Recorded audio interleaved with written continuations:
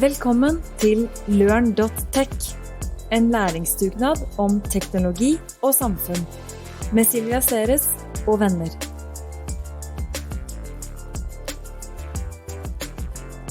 Hello and welcome to Case with LØRN and BI Norwegian Business School.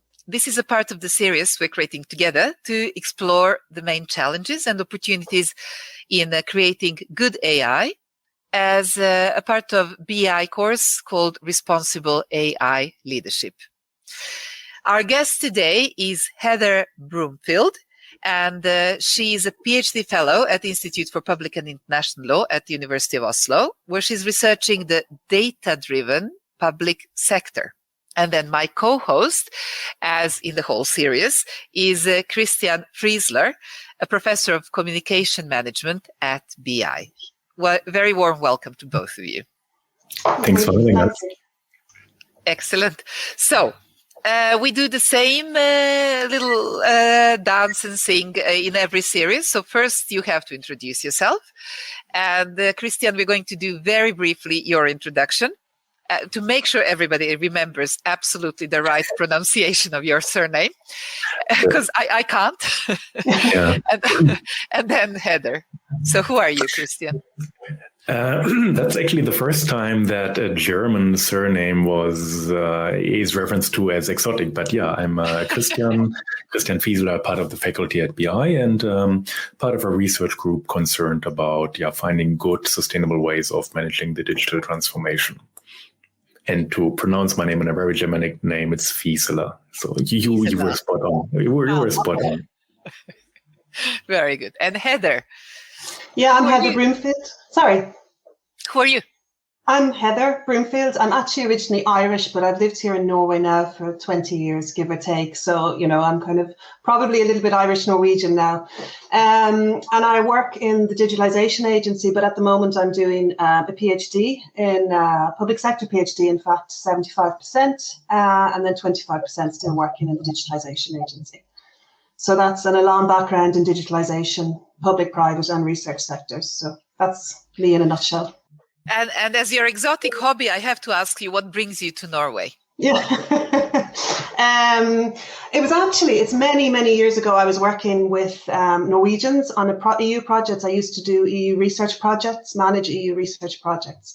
And they asked me to come and work in Norway for a year. And then, the old story, you come work for Norway for a year, you meet the husband and husband and 2 children later, I'm still here. I keep saying this, they don't believe me, but I think that Norwegian men are the best export article Norway has. And yeah, I don't know if I'd say that's my husband, but yes, no. I agree. Christian is nodding, so we are allowed to say that. We're allowed to say it. We are, yeah. Okay, I want you to also comment a little bit on OECD expert group to open government data and the European Commission's public sector information expert group. That's a mouthful. What's that? Yeah, well, both of them actually, they're about open government data, because that's actually where I really came from, I suppose, in the area of data driven. Was I led Norway in open data sharing initiative, started 11 years ago with Data Norway, I know, and which has evolved into the Common Data Catalogue and, guidelines and all those kind of things about raising and improving data sharing in Norway. So through that, I was invited to both the European expert group on this area, Public Sector Information Group, which is all about data sharing, and then the OECD also has a huge initiative on open data, so I sit there too. And they're all about sharing of best practice, learning from each other, and how we can improve data sharing, but also do it responsibly. And it's particularly around open data. Excellent. So, Christian, you decided we should talk to Heather. Yeah. Why? I like the research and actually Heather's work. And I mean, I'm obviously not the only one, but I find it really fascinating to, on the one hand, look at the way that the Nordics are using digital technology in public services and public administration. But the wonderful thing in Heather's work is also to put it into context, right? To essentially look at what are the Nordics doing well, where can the rest of Europe and arguably also the world learn from Norway and the Nordics, but also arguably, while being good, right, you can always become better, right? And I think that is something which wonderfully comes across in her work, essentially this idea of Norway, the Nordics already made great strides in using technology well, right? Using it for making public services arguably oftentimes more accessible, more transparent, more easy to use, but we can still do better, right? And I think, Heather, your work is really, really instructive, at least to my understanding or to my reading on where we are, where we stand, and where we can go next, essentially, to make something which is really, really fantastic. Yeah. So I'm going to summarize this very, very briefly. Heather, just so you know, I often kind of translate things into very layman's language. And what I heard Christian say now is that there is something about the Nordic governance model in public sector that helps us do digitalization, automation, data-driven future society very, very well. And it might be knowledgeable workers, it might be lack of corruption, it might be a really good digital infrastructure. And what we'd like you to help us understand is, why do you think we are really good at this?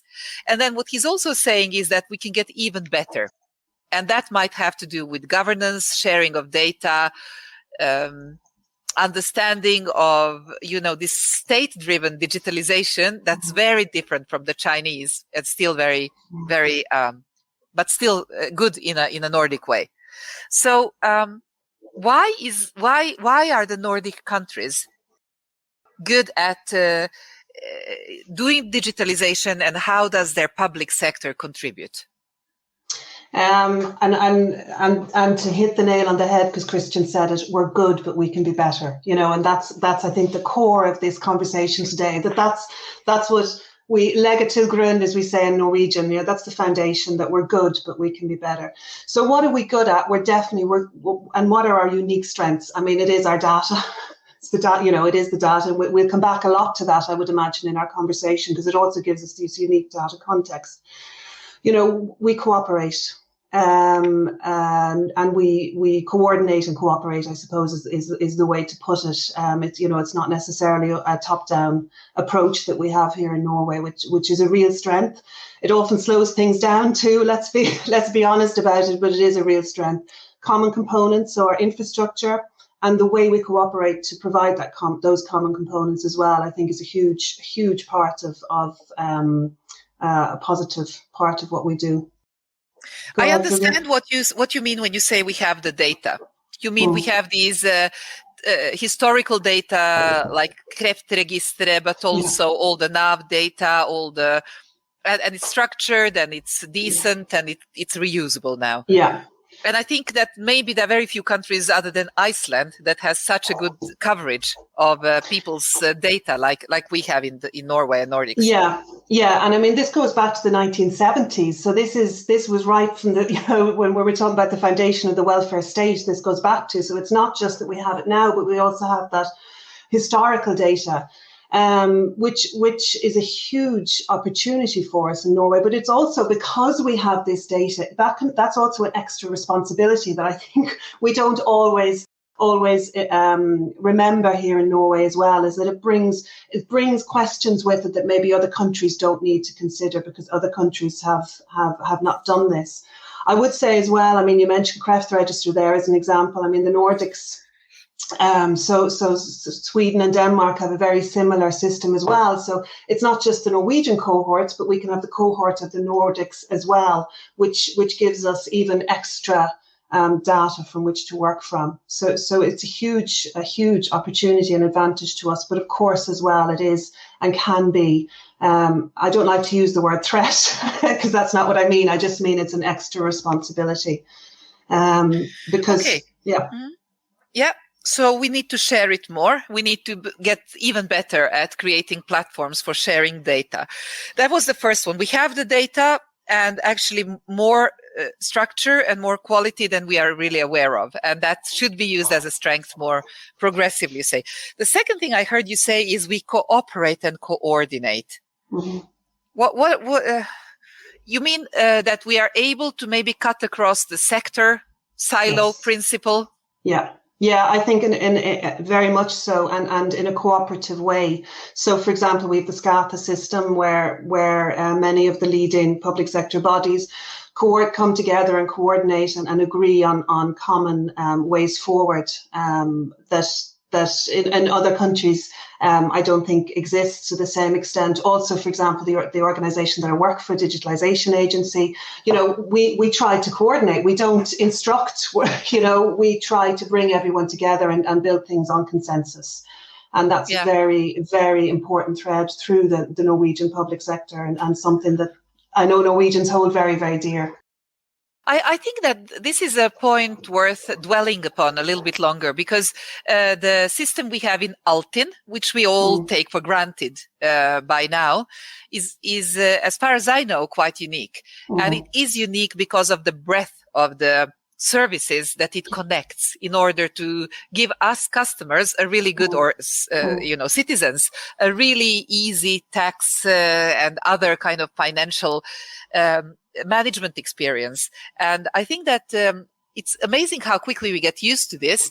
And it takes only, one meeting with a tax system of another country, especially, let's say, further south in Europe, where I have to spend some of my summers, or try to apply for, a building permit and see how they manage their cadastre data versus Norway, etc. It is a completely different world.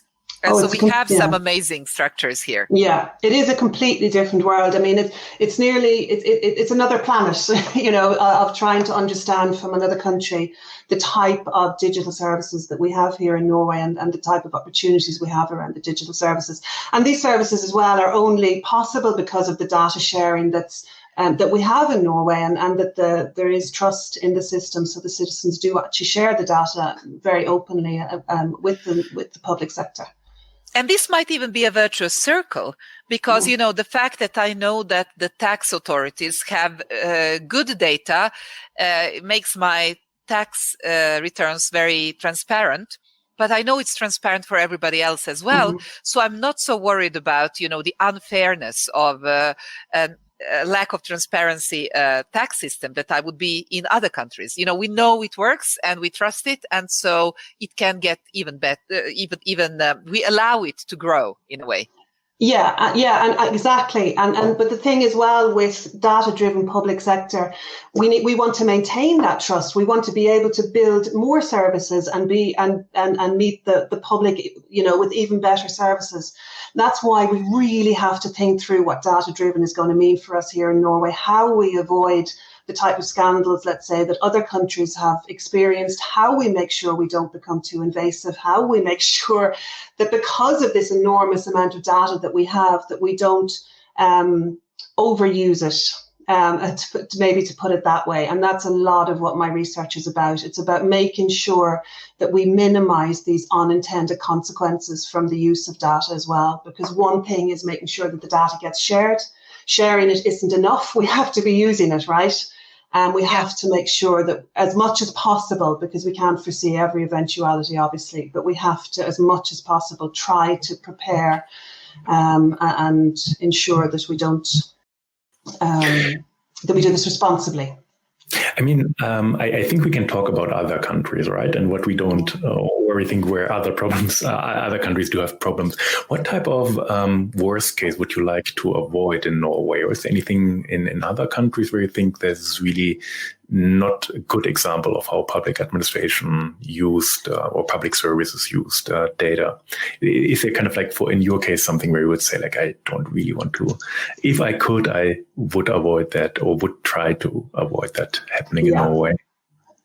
I think there's a few well-known examples now, pretty well-known examples, and I just want to kind of as well say that these in themselves are unintended consequences too. These were not foreseen, the potential impact. Yeah. So I think that's important to point out. This is. I think that's a really, really important point that you're raising, right? Because when we're saying there's never, I guess, nobody is really planning in public administration or anyway to say we do harm now with algorithm, right? But it is oftentimes this outcome of systems built upon systems upon systems. And not bringing in the right issue. Yeah, go ahead, Silvia. I'll get on to the examples. I just want to challenge you on that, because I'm thinking Cambridge Analytica was owned by the British state in their mother company at least, but it is an unintended consequence. It's just like Christian is saying, because it was never intended to be used in Western societies and for Trump and Brexit.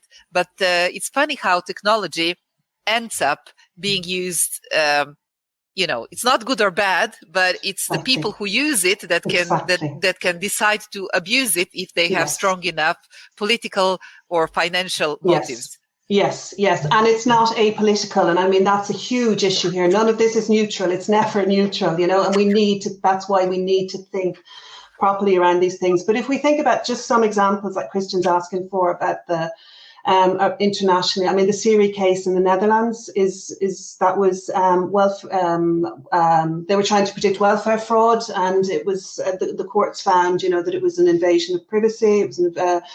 It went against the European Convention of Human Rights, and this was done by the state. This was the tax authorities or the welfare authorities as well. I mean, another. Sorry. What was the story? Just give us 2 sentences. The story was that the Siri, it's the welfare administration in the Netherlands, used an algorithm to try to classify and predict who might be committing welfare fraud. And due to civil society and many external activists who really started looking into this, they discovered that this was unfair, practice, that it was an invasion of privacy. And as I say, it went against the European Convention of Human Rights. So that's been through the whole court system. And as the government of the Netherlands, like that, this was a failure. But I also want to say as well, I think this is hugely important, how many countries are having these experiences and these examples, but they're learning from it, right? In the Netherlands now, there's actually there's a role within the system in the Netherlands with responsibility for human rights to check, and to work with public administration in the Netherlands and how they use artificial intelligence to protect human rights and to advise and support there, In Scotland, for example, how they are learning from this type of problems and issues that have come up with AI and the public service. When they wrote their AI strategy only recently, they had a huge citizen participation process around that, where they went out and they really discussed dilemmas and potential dilemmas with the citizens. So there's a lot of learning that's happening here as well as we go. This is really in the early phases, and we do need to learn from each other as we go.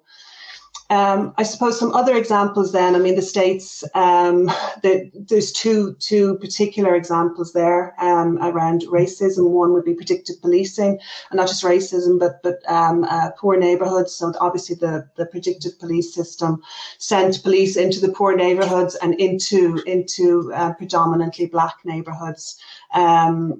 Which of course is discriminatory. And then we have the recidivism or reoffending in the court systems. That's the Compass system. An algorithm was used in the court system that bias was found to be in the system, racial bias. So a Black person would be considered more chance to reoffend than a white person, and that's the Compass system, which is quite well known as well. So there are a number of these examples. Robo-debt in Australia is another one. Again, that was welfare fraud, and again went through the court system, and the Australian government was found to be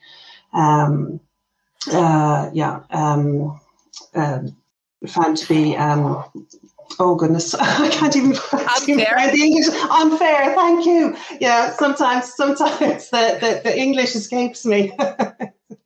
So yeah. So I have 2 questions here, and then I'd like to hand it over to Christian again. One is, I don't understand completely this whole issue of privacy intrusion, because in some ways, don't we need the state and the public sector to optimize for the masses, for the most, so would it be possible to have a smarter management of these? You discover cases and then you have people, checking them and discovering, is this real? Is this not real? We have to be super cautious. But I think the whole point of having a transparent and fair and efficient system is that people really can't cheat. If everybody can cheat and get away with it in the name of privacy, then, we might not believe in the system anymore. So I'm trying to provoke, the horror image you have in your mind is something like from the film Minority Report, where, everything is predicted and, but we still want to use AI in some way. Of course, and no one is suggesting that. No one is suggesting that we don't try to prevent welfare fraud, of course, and we do need to catch welfare fraud, and that's not the question. But I mean, Philip Alston talks very much about this when he talks about actually the Siri case as well, and saying that but it's just that it was a particular group who were unfairly prioritized and were unfairly chosen. And that's the problem. And actually, the Siri case itself wasn't about, the judgment wasn't about that they were actually using this and they were making decisions based on this data. It was that they were classifying. And there was a particular group who were predominantly classified, and that was poor neighborhoods, people from poor neighborhoods. So that's the balance we need to strike here, is how do we make sure it's not too intrusive at the same time, and how do we make sure we don't discriminate? It's not the people in the wealthy parts of Oslo who or in this case Amsterdam, who were chosen. It was the poor neighborhoods, and that's the balance we need to strike. And there's a lot of work going on in this, and I think that we can do it, but we have to be aware of it first. And it's actually these examples and these experiences that are making us aware of these potential problems. I guess part of the problem here is biased data. Because data is created by past experiences, which have also probably been unfair. So it's a way of recalibrating the way that we use these data and being really human about interpreting the outcomes. Yeah, and understanding the questions that we're asking of the data, and when the data, because, depending on your question, all data is biased, right? It depends on your question and how you're asking that question. So that's why we need to, as you mentioned in the introduction, that's why we need more, social scientists in the public sector. We need more public administration experts involved. It's not that this is to stop anything. It's not. It's just to know the questions we need to be considering. And we won't have the answers overnight. And that's a real mind shift, right? For solution-oriented people, I'm a solution-oriented person naturally, and many, many people are. But actually, we need to start thinking, well, are we understanding the problem correctly? And then the solutions will hopefully come from that. I also want to ask you, or perhaps I'll ask Christian actually that question. So Christian, your students are, studying management, and some of them might actually go into public sector management. And, what do you think, what would you like them to remember from this conversation? How should they learn from Heather in terms of doing their tasks?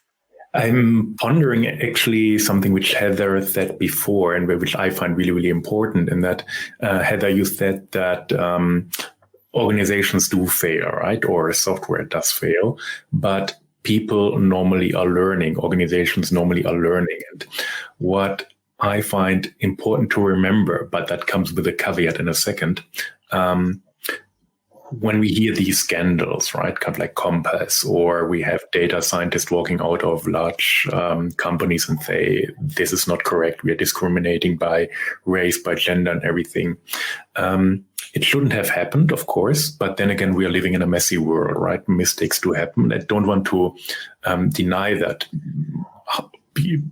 harm has been done, but I personally am of the opinion that this is not necessarily the emperor has no clothes situation, right? So normally I think all of us as human beings, we have this tendency to become better, right? Nobody is, I think, really wants to develop an AI which does harm. And now the point now to your question, Silvia, what I think would be great for students to remember, or for everyone to remember, is I think not necessarily only the question, how can we avoid every mistake? I mean, we should avoid mistakes, but how can we also learn from mistakes, right? And how can we find ways to essentially become better, to essentially create this learning from, to put it bluntly, to figuring AI technology out in action, right? Because as soon as you roll it out at scale with people who are vulnerable or previously underserved, of course, you are also entering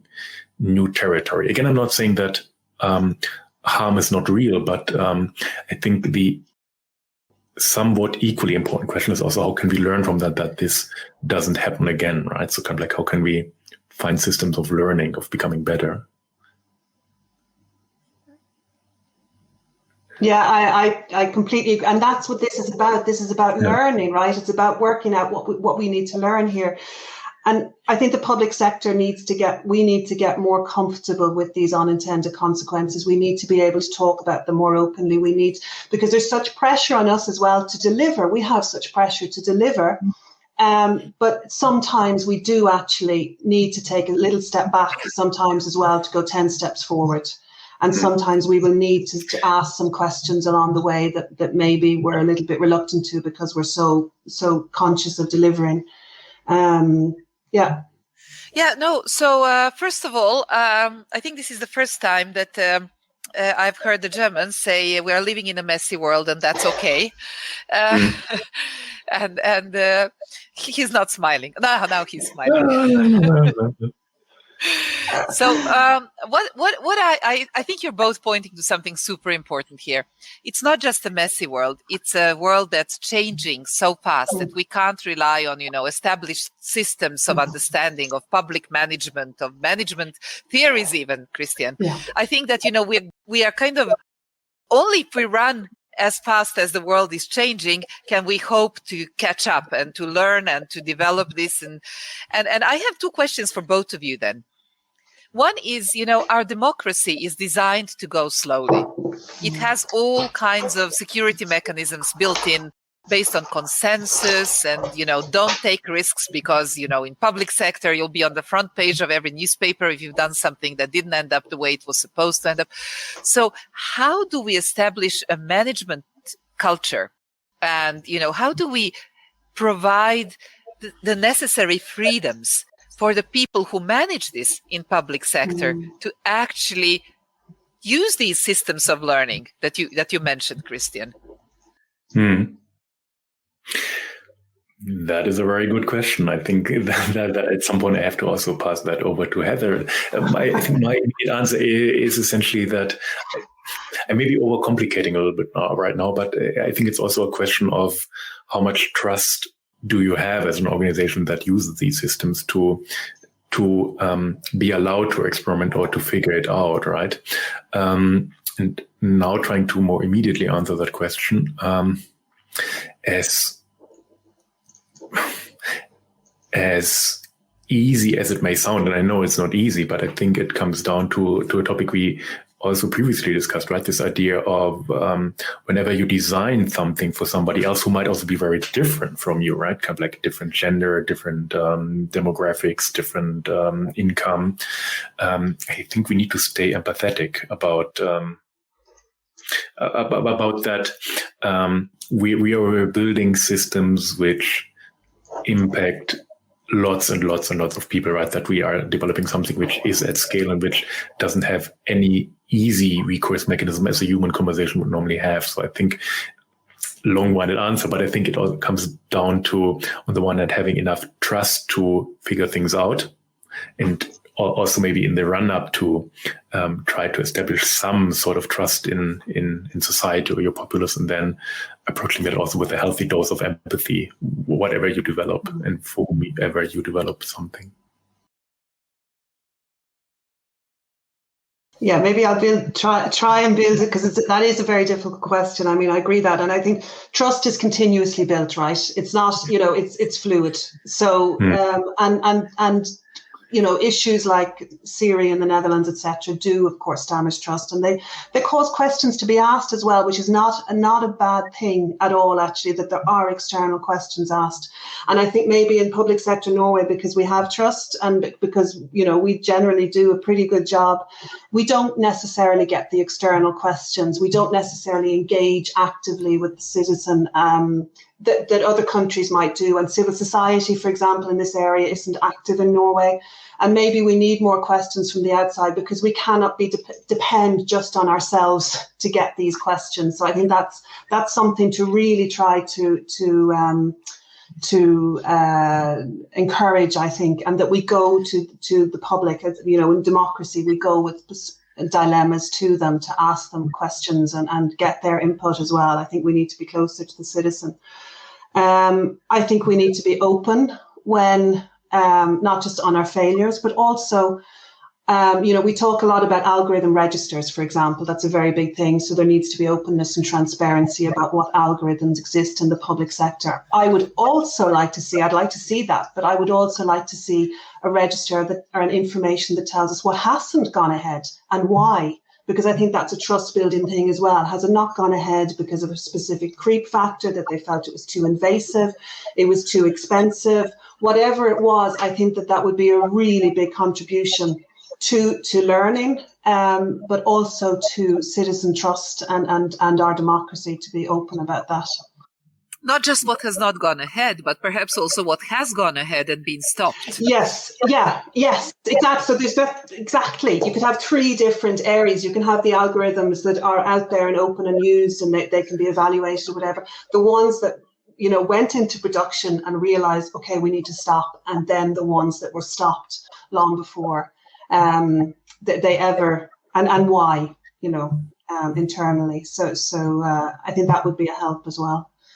This is complex. We've got to learn by doing, but we have to be open, and we have to be. I think there's a lot worse newspaper headlines based on things that we didn't think about than the ones that we did think about, and that we could stand over and say, okay, there was an unintended consequence there, but we had all these this work in place to try to help here. We did our best, rather than just being naive to this and just going ahead. If that makes sense.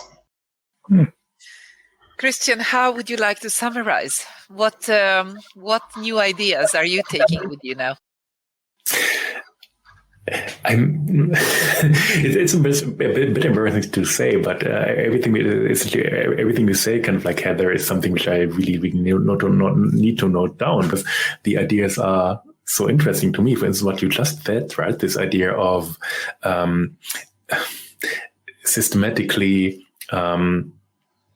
keeping, I'm using the word now incorrectly, but keeping records of what works and what doesn't work, and for what type of reasons. And why I say now records, quote unquote, that I think you raise a really, really interesting point here, that maybe also in public service you do some internal experimentation and then think this is not something which we want to go ahead, right? First of all, great choice that you as an organization are so flexible to do that, but also to then also use it as a source of learning, right? Documenting that, making it available, where I think we may be going a little bit back into this idea of sharing, right? Sharing data, but not data in the sense, but more maybe sharing expertise on governing these types of new technologies. I think that's a really interesting thought which just is a little bit ruminating right now in my head. Yeah. If I can build on that, one thing that you said implicitly, Heather, is that there is actually quite a lot of activity in this direction in Norway, in Nordics in general. And, I'm wondering if it has to do also with progressive leadership, because many of the people on the top traditionally are not necessarily data heads, right?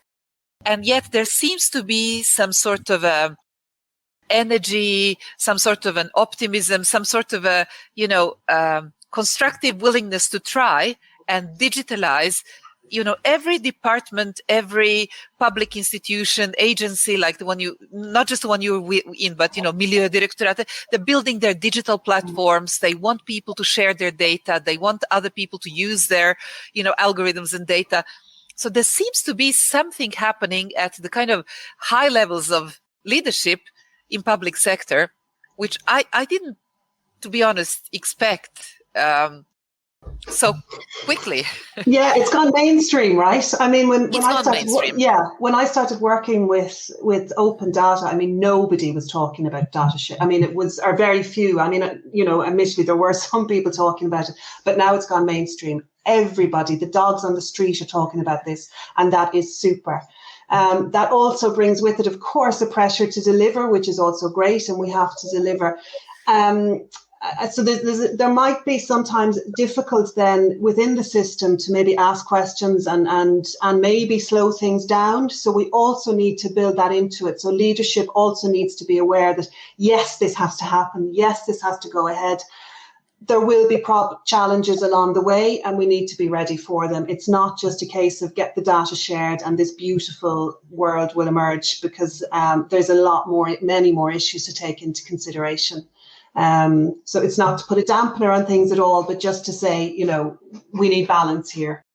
And I think one of the greatest potential threats to a data-driven government is not embracing that complexity, just going ahead. Yeah. Very cool. Yeah. So Christian, did we cover the most important points? Did you get the ideas that you wanted to get out of Heather's head out? I'm smiling a little bit because of course we can continue, right? Because I at least I'm learning so much now from you, from Heather, but I think we I think I'm just in this overall series of conversation. I think we also really learn something really, really interesting. So I think short answer is yes and no. So I think there's so much more to learn from Heather, and I think we also will share her writing. But I think we also got a really, really good idea about the complexities, but also the pathways of using AI well in for the service of the people, so to say. Yeah. Heather, Christian said something super important in one other conversation we had, and I love that attitude where he says, okay, there are challenges and they are, the things we have to learn about quickly enough, etc. But we have to learn, we have to go, we have to build, and we have to use the advantages we have. Because if we are not doing that, then maybe we are not doing our job as public servants either. We had this point with some other areas, but also in public service. I guess the most important thing is, go for it and then learn quickly enough. And yes, and have the right people in the room, because ultimately this is about people. If we have the right multidisciplinary competence together working on these, we are going to minimize these unintended consequences. And that is the ultimate goal. We need to use this for good, within the public sector, and for the best for society. And that, of course, is a very general term, and we need to understand what's meant by that on a much deeper level. But I would recommend bring in your social, obviously you need to have, if you're in the private sector, it says, you need your legal, your technical, and your domain expertise. And the public sector has got quite good at that. But within the public sector, we also need that social science, that public administration expertise. So bring back the good old public administration experts into the system. And I think if we do that, we will manage to, and hopefully learn and go and build, as Christian says, because that's ultimately what we want to do, right? Mm-hmm. Excellent. Thank you so very much, both of you, for an inspiring and perhaps a little challenging as well conversation. Du har nå lyttet til en podcast fra LØRN.tech, en læringsdugnad om teknologi og samfunn. Nå kan du også få et læringssertifikat for å lytte til denne podcasten på vårt online-universitet LØRN.university.